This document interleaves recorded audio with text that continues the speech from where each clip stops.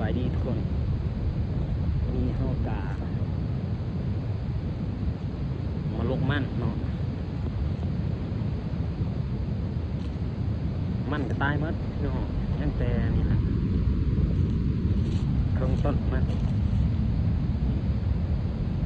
โอ้ยยังก็หมดหกหลายมื้อทันแล้วเชื่อหัวนี่กา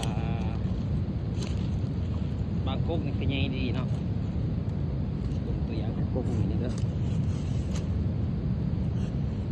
บางนี่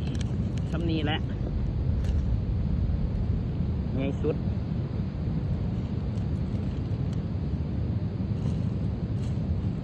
นี่ก็จ้างเขาเนาะมาเฮ็ดเวียกซอย1-2 แสนเอ้ยมันจังนี่มันโลนึงมีแต่900จ้างเขา2 แสนอันนี้มันบาเวียด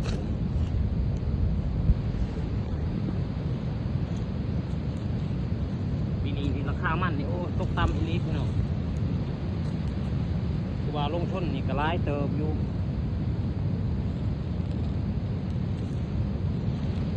เป็นสิได้เงินปีนี้โอ้ตลาดก็มีดีตอนปลูกไร่นี่เขาก็ลดราคาตอนปลูกน้อยๆนี่เขาซื้อราคาแพงๆเพื่อเชียร์ให้เขาปลูก